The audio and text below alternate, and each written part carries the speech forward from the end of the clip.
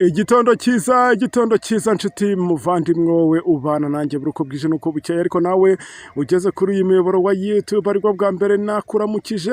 Niba nkuri ari ku manywa cyangwa se tugeze ku gicamunsi, ubwo reka nizere ko wiriwe neza, ariko kandi nkomeza no kukufuriza kugubwa neza. Uyu munsi ni itariki 23 z'uku kwezi kwa kane 2025. Aya ni amakuru mashyashya kandi ni n'amakuru abavugirwa ahangaha kuri ubu butaka bwa Repubulika Iharanira Demokarasi ya Kongo. Ahangaha mba mpari ku bwanyu, murabizi ko byose mbikurikirana gatanu ku kandi nkabibagezaho byuzuye. Aya ni amakuru aba yizewe, unyemerere n'aya ngaya yo kuri uyu munsi tariki 23 z'uku kwezi kwa kane tuyabanemo nkusobanurire ibiri kuvugirwa kuri ubu butaka bwa Kongo. Nge tugiye kubana muri aya makuru musanzwe munsi, namwe mutanzi reka mboneraho no kongera kubibwira. Nitwa Sharire wacu. Reka nizere ko rero niba utarakora subscribe warangije kubikora kugira ngo aya makuru tujye tuyabanamo buri uko bwije nuko bukeye. Uyu nguyu rero ni Joseph Kabila Kabange. Murabizi ko hamaze iminsi havugwa amakuru agaragaza ko uyu mugabo yageze muri iki gihugu ndetse ari no muri uyu murwa muri Igoma muri rusange. Iyi nkuru nanayibagejejeho, ariko nyuma yo kwibagezaho hagiye havugwa byinshi, ndetse na leta ya Kongo ikimara kumenya ko uyu mugabo yavuye mu buhungiro Iharare muri Zimbabwe, aho n'ubundi yari amaze igihe kingana n'umwaka ari, ntekereza ko n'ubundi yagarutse ahangaha nk'umunyapolitike. Murabizi ko byahise bitangira kuvugwa n'abantu benshi bagiye batandukanye kagiye kwihuza n'uyu mutwe wa M23. Ibyo ngibyo rero byagiye bifatwaho imyanzuro ikakaye na leta ya Kongo, aho bagiye bamufatira ibyemezo bigiye bitandukanye, aho bagiye banahagarika ishyaka rye ahangaha kuri ubu butaka bwa Kongo, ndetse hagenda hanafatirwa imitungo ye igiye itandukanye. Gusa nyuma abantu benshi bagiye bavuga bati reka dutegereze icyo ishyaka rya Joseph Kabila riraza kubivugaho. Ntiyaciye kabiri ryaje gusohora itangazo rimeze gutya.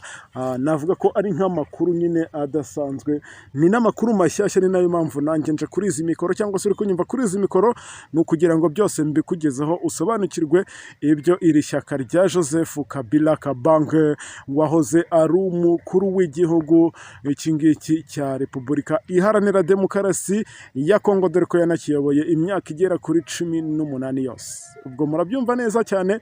Iyi ni inkuru ngiye kukugezaho, ni inkuru nshyashya. Ubwo uze kunyemerera aya makuru tuyabanemo, rero turaza kugerana ku musozo wayo wasobanukiwe neza ibya Joseph Kabila Kabange. Uyu nguyu ni umunyapolitike ukomeye cyane. Ubwo nizere ko volume uba wagiye uyongera cyane. Kwa Joseph Kabila rero utiki abangaba baje gutungurana, ntibemera ko uyu Joseph Kabila ari ahangaha Igoma, kandi nyamara amakuru arahari pe. Nanjye ubwanjye mbihagazeho n'amaguru yanjye abiri ko uyu mugabo ari ahangaha Igoma. Ubwo wenda kubera ko aba ari ibintu bya politike, hari ukuntu nyine babifata bakabikura ahantu hamwe bakabijyana ahandi. Uze kunyemerera untega amatwi wumva uko iri shyaka ryagiye rigira icyo ritangaza kuri iri tangazo ryashyize ahagaragara. Ryakomeje rigira riti, bwo n'iri shyaka rya Joseph Kabila ryakomeje rigira riti, uwahoze ari Joseph Kabila Kabange n'ubundi wahoze anayobora cyangwa se wahoze ari perezida wa Repubulika Iharanira Demokarasi ya Kongo, akaba cyangwa se yari ari mu buhungiro Iharare hariya muri Zimbabwe. Bakomeza bavuga ko ngo bamaze iminsi bamuvugaho inkuru zigiye zitandukanye kari muri uyu mujyi wa Goma, ariko bo bahise bavuga bati turabihakanye ko aya makuru avuga ko ari muri uyu mujyi wa Goma atariyo. Iri shyaka rero ryabihakanye biciye muri uyu munyamabanga uhoraho waryo wa Kambere mu kiganiro ryagiranye na Radio Okapi y'umuryango w'abibumbye kuri uyu wa gatanu tariki 18 Mata. Nibwo rero hamenyekanye ko, cyangwa se nibwo hamenyekanye amakuru y'uko Kabila Kabange ari Igoma, cyangwa se ari muri uyu murwa wa Goma. aho rero yageze avuye muri ubu buhungiro i Harare muri Zimbabwe. Uyu muvugizi w'uyu mutwe wa M23 ugenzura uyu murwa n'ubundi Leonce Kanyuka yabwiye BBC ko uyu mutwe nta kibazo ubona mu kuba uriya munyapolitike Joseph Kabila Kabange yaba ari muri uriya murwa cyangwa se muri uyu mujyi, reka twite umurwa, n'umurwa mukuru w'intara ya Kivu y'Amajyaruguru. Ibyo ngibyo nyine byahise bitangazwa n'uyu muvugizi w'izi nyeshyamba za M23, ariko kandi amakuru y'uko Kabila Kabange Joseph ari Goma akimenyekana ko uyu mugabo yageze mu butaka bwa leta ya Kongo, ubwo birumvikana ko leta ya DRC yahise itangaza ko igiye kumukurikirana mu butabera, inamushinja ubugambanyi bwo mu rwego rwo hejuru, ndetse inamuhagarika cyangwa se igenda ihagarika ku butaka bwa Kongo ibikorwa by'iri shyaka rye, ari naho ibingibi n'ubundi byagiye binavugwaho n'abantu benshi bagiye batandukanye. Naho Kinshasa rero kandi yahise inatangaza ko iki cyemezo cyo gufatira imitungo ye bahise bagishyira mu bikorwa ako kamwanya, bakimara kumenya neza ko uyu Joseph Kabila yageze kuri ubu butaka bwa Repubulika Iharanira Demokarasi ya Kongo. Gusa iri shyaka rye ryakomeje kugenda rihakana ko uyu Kabila ari kuri ubu butaka bwa Kongo, aho nyine ibingibi nakubwiye ko byabereye muri iki kiganiro bagiranye na Radio Okapi y'uyu muryango w'abibumbye. Kubera iki babihakanye?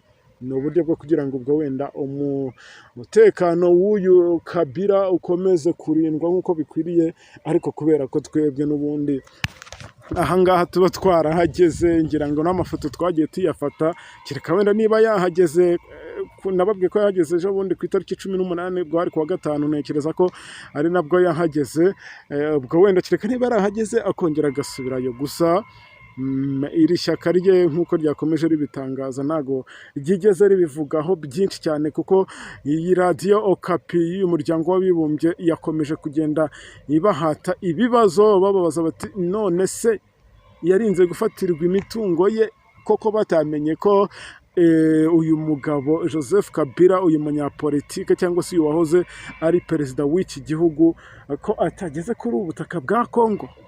Iri shyaka nyine bagiye baruca bakarumira, bakabavuga bati hari byinshi tutagakwiye kuba dusubiza aka kanya, kubera ko uyu muyobozi wacu hari byinshi ari kugenda ashinjwa muri rusange na leta ya Kongo cyangwa se ya DRC nk'ibisanzwe, aho bari kugenda bamushinja kuba ari umugambanyi ndetse no kwifatanya n'uyu mutwe wa M23.